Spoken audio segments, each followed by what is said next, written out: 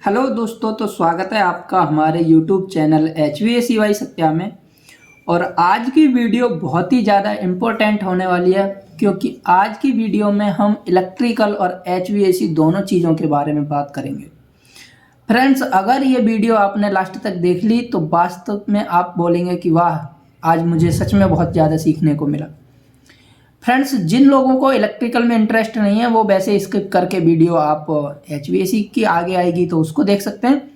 मैं स्टार्ट करने वाला हूं बिल्कुल शुरुआत से, कैसे सप्लाई कंपनी में एंटर करती है और वहां से कहां कहां जाती है और फिर कैसे HVAC प्लांट तक पहुंचती है, और फिर आगे की सारी HVAC की बातें करेंगे।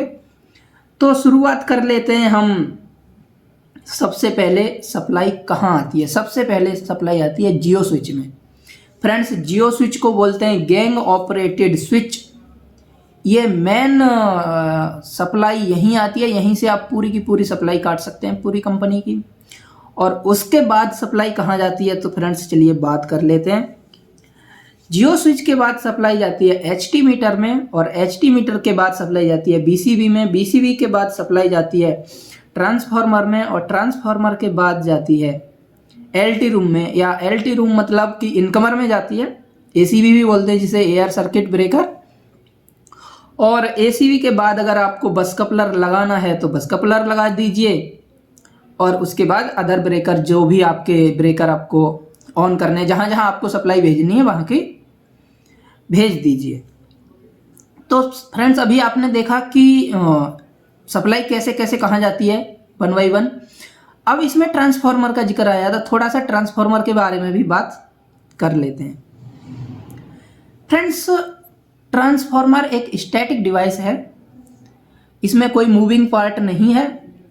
और ट्रांसफार्मर को क्यों यूज करते हैं? ट्रांसफार्मर को वोल्टेज को बढ़ाने के लिए या वोल्टेज को कम करने के लिए ट्रांसफार्मर को यूज करते हैं। तो फ्रेंड्स, अब बात कर लेते हैं ट्रांसफार्मर कितने टाइप के होते हैं। Transformer first of all mutual induction पे काम करता है।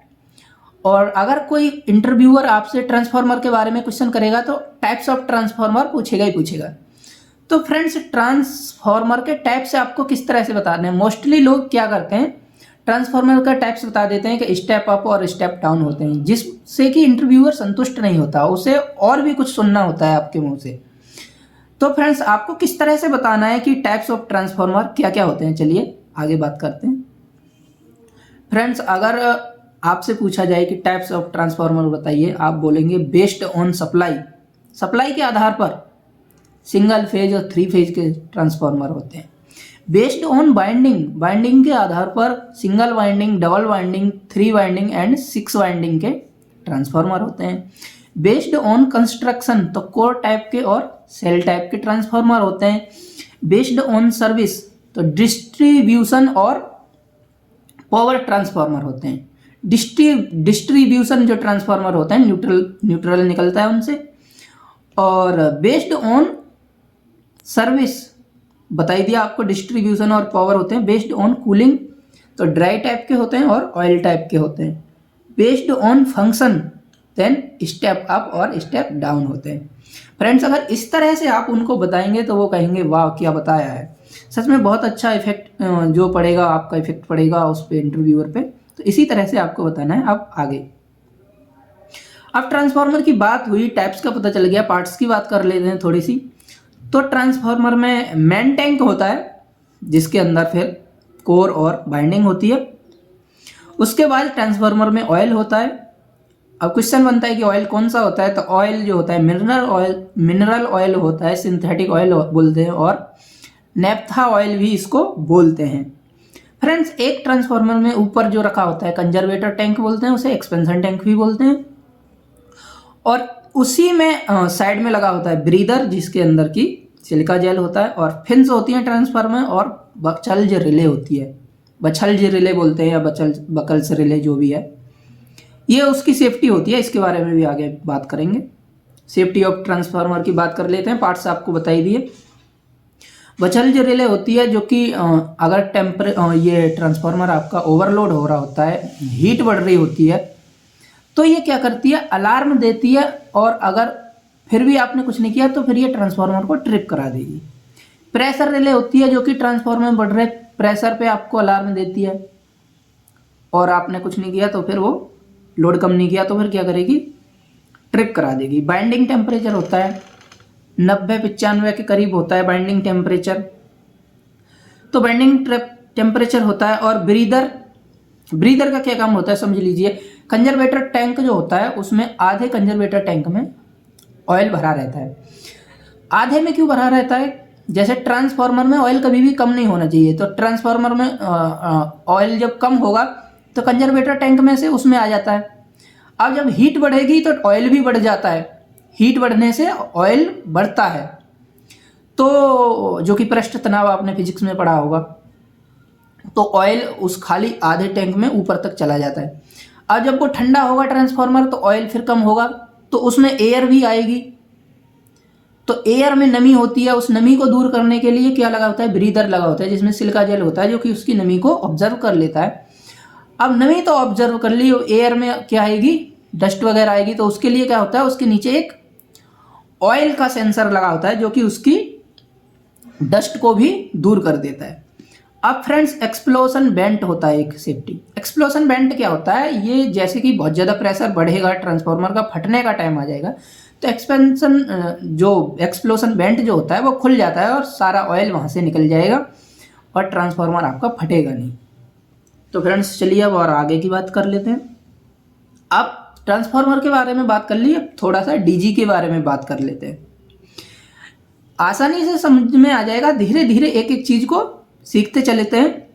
और इलेक्ट्रिकल वाली चीज़ों से ना घबराया मत करो। एचवीएसी वाले जो बंदे होते हैं ना, हमेशा कई बार कहते हैं कि सर इलेक्ट्रिकल की मत बनाओ, एचवीएसी की बनाते चलो। इलेक्ट्रिकल मोस्ट इंपॉर्टेंट है। आप एचवीएसी के हैं फिर भी इलेक्ट्रिकल तो मोस्ट इंपॉर्टेंट है। ये सब्जी में नमक की तरह होता है, इसके बिना कुछ है ही नहीं। तो इलेक्ट्रिकल को कठिन मत समझो, उसको भी समझो। एचवीएसी को हो अच्छी बात है, इलेक्ट्रिकल को भी समझो। डीजी की बात कर लेते हैं, जिसको डीजल जनरेटर बोलते हैं।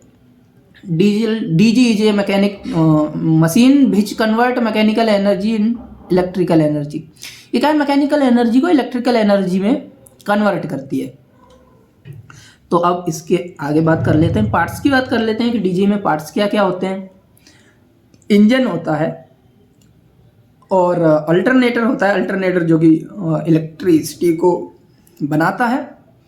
और फ्रेंड्स इसमें रेडिएटर होता है, कूलेंट टैंक होता है। रेडिएटर क्या करता है, ठंडा करता है। कूलेंट टैंक क्या करता है, ल्यूब ऑयल को ठंडा करता है।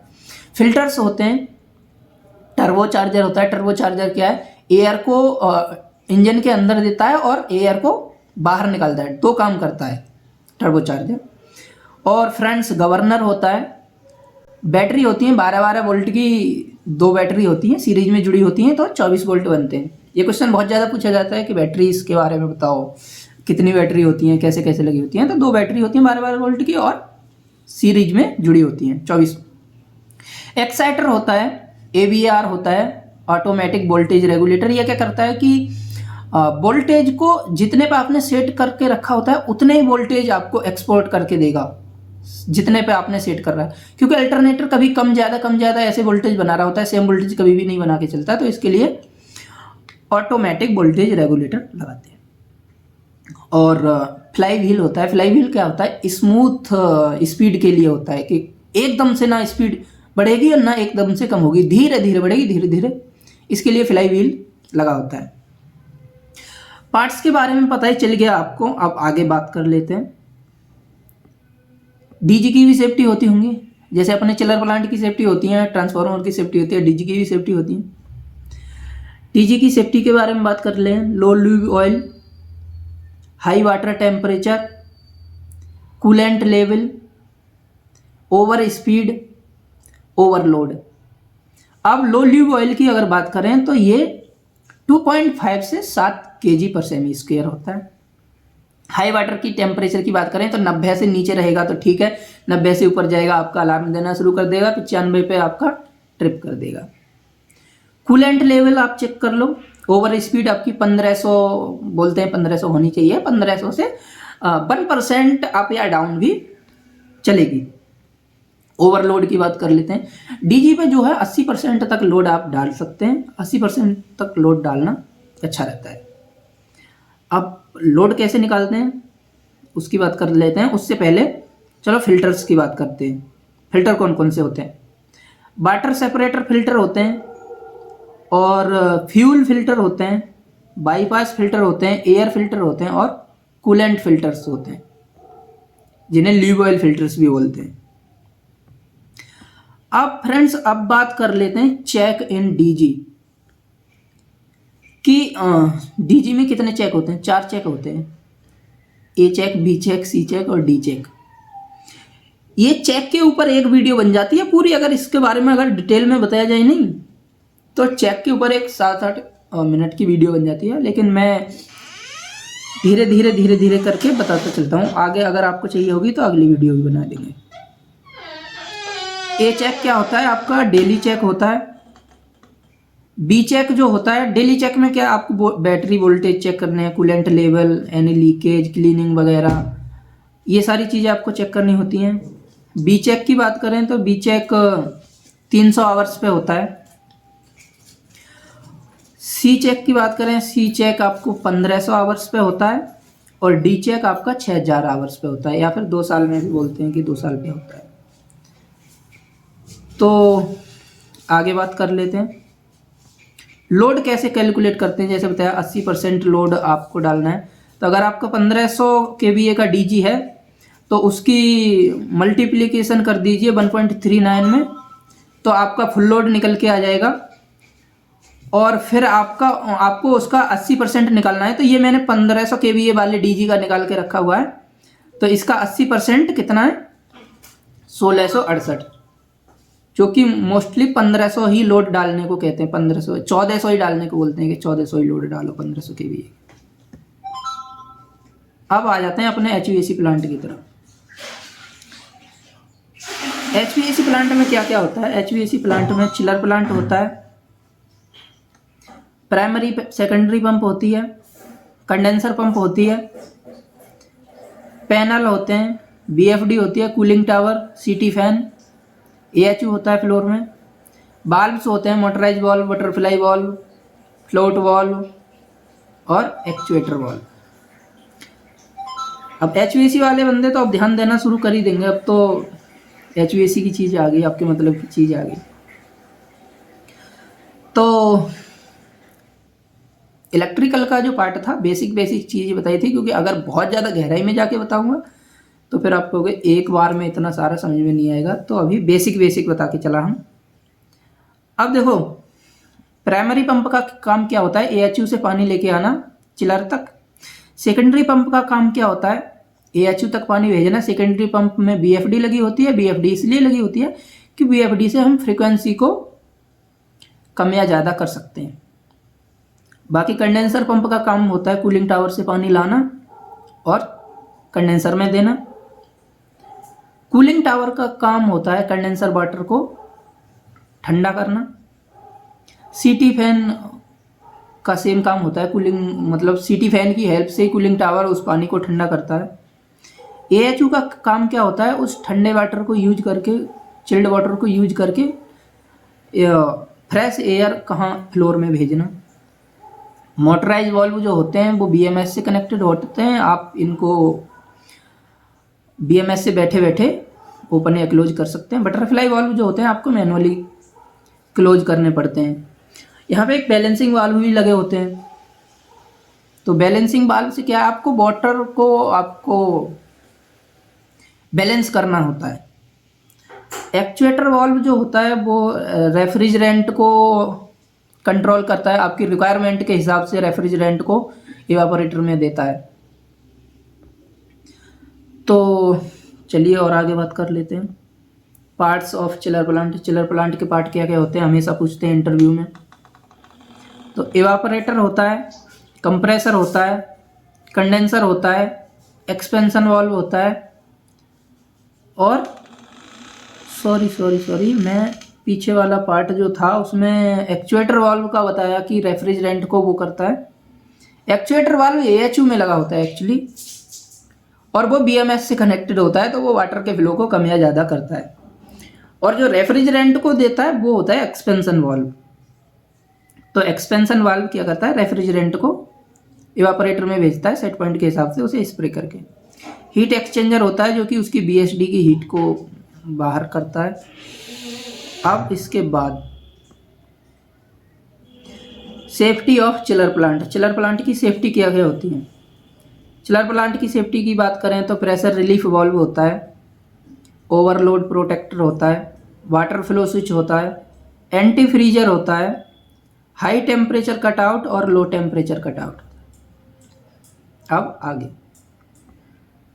रेफ्रिजरेंट कौन सा होता है? चिलर प्लांट की बात होगी, रेफ्रिजरेंट की बात होगी ही होगी कि कौन सा रेफ्रिजरेंट होता है चिलर में। R134 है, मोस्टली यूज होता है ज़्यादा जगह पर। R410 भी यूज होता है कहीं कहीं पे। R22 शायद नहीं होता है, ये AC में ही होता है। R134 का केमिकल नेम टेट्राफ्लोरोइथेन है। R410 का और इसका बॉइलिंग पॉइंट जो होता है -26 डिग्री सेल्सियस होता है। R410 क्लोरो डाईफ्लोरोमीथेन प्लस पेंटाफ्लोरोमीथेन, इसका मिक्सचर होता है ये। और ये R22 जो होती है इसका बॉइलिंग पॉइंट होता है -40 डिग्री C, और ये क्लोरो डाईफ्लोरोमीथेन इसको बोलते हैं, इसका केमिकल नेम। सेट पॉइंट की बात कर लेते हैं। इवापोरेटर में सेट पॉइंट जो होता है आपका 7 से 10 या 7 से 12 इतना कर सकते हैं। 12 तो कभी करना नहीं पड़ता वैसे, क्या 12 तो रिटर्न नहीं हो जाता है, लेकिन 7 से 12 इतना कर सकते हैं। लोड आप 60 से 98% दे सकते हैं, 100% भी दे सकते हैं, लेकिन 98 तक रखना अच्छा होता है। आउटलेट जो होता है लीविंग को ही आउटलेट बोलते हैं, ये बात ध्यान रखना। 7 से 12 होगा, जितना सेट पॉइंट होगा उतना ही जा रहा होगा, थोड़ा 1-2 डिग्री का इधर उधर हो जाता है। रिटर्न जो होगा उधर से 12 से 16 के बीच में रहेगा। और डेल्टा T जो होता है इन और आउट के बीच का डिफरेंस होता है, 4-5 डिग्री का होता है। और इवापोरेटर के प्रेशर की बात करें तो 250 से 300 kPa में होता है। और अगर PSI में कन्वर्ट करना है आपको तो आप 1 PSI = 6.89 kPa भी कर सकते हैं। अप्रोच टेम्परेचर क्या होता है? अप्रोच टेम्परेचर हमेशा पूछा जाता है। अप्रोच टेम्परेचर क्या होता है? लीविंग यानी कि आउटलेट और सैचुरेशन दोनों के बीच का डिफरेंस क्या होता है? अप्रोच टेम्परेचर बोलता है, या स्मॉल टेम्परेचर डिफरेंस भी इसको बोलते हैं। इवापोरेटर का 3 से 4 डिग्री होता है अप्रोच। इसका सैचुरेशन टेम्परेचर इसके आउटलेट से कम होगा। कंडेंसर का सैचुरेशन टेम्परेचर उसके आउटलेट से ज़्यादा होगा। आगे कंडेंसर की अगर बात करें तो कंडेंसर का आउटलेट कितना होता है? 30 से 34 होता है। और इनलेट की बात करें, रिटर्न जो होगा इसका 26 से 30 तक होगा। 26 से डाउन भी होता है कई बार, जितना अच्छा आप वहाँ ठंडा कर सकते हैं और मौसम के हिसाब से 26 से 30 के बीच में होता है। कंडेंसर का प्रेशर अगर बात करें 700 से 800 kPa होता है। अगर PSI में देखो मैंने कन्वर्ट करके रखा हुआ है यहाँ पे, तो 100 से 120 PSI के बीच में होता है। वो सेम फॉर्मूला आप करके निकाल लेना। और इसमें सेल एंड ट्यूब होती है, ट्यूब में वाटर होता है और सेल्स में रेफ्रिजरेंट होता है। और ट्यूब का ही डीस्केलिंग किया जाता है।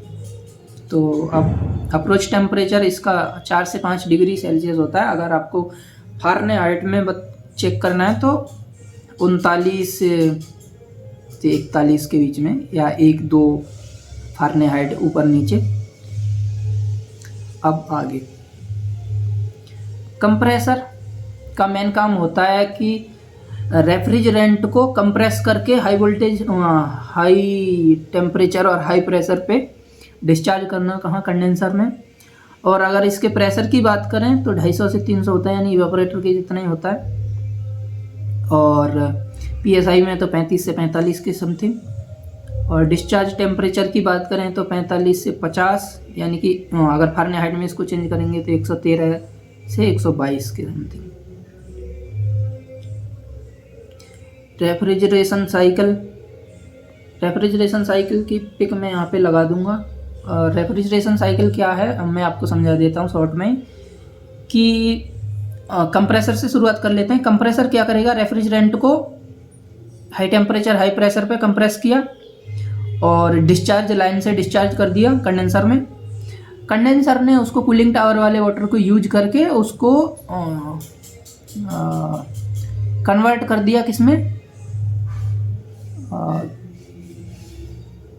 मेरे को वो शब्द ही समझ में नहीं आ रहा,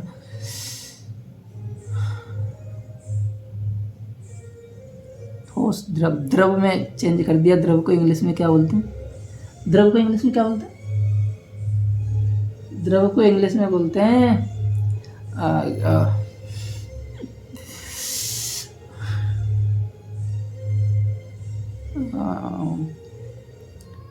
द्रव को इंग्लिश में गैस, लिक्विड में कन्वर्ट कर दिया।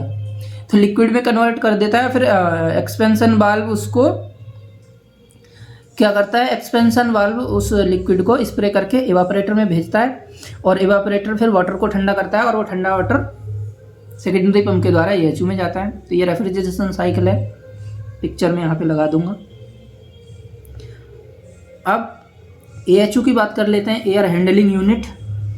AHU में क्या क्या पार्ट्स होते हैं, कॉयल होती है, फिन्स होती हैं, मोटर होती है, वी बेल्ट होती है, ब्लोवर होता है, फिल्टर्स होते हैं, एक्चुएटर वाल्व होता है, और CFM क्या होती है, क्यूबिक फीट पर मिनट होती है, ये फ्लो ऑफ एयर होता है।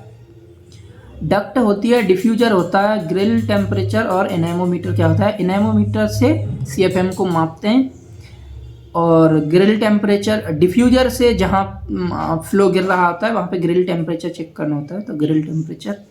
डक्ट क्या होती है, डक्ट से फ्लो जाता है, जिस पाथ से जाता है उसे डक्ट बोलते हैं। एक्चुएटर वाल्व सेम DMS से जिसको कंट्रोल करते हैं AHU के फ्लो को, वाटर के फ्लो को।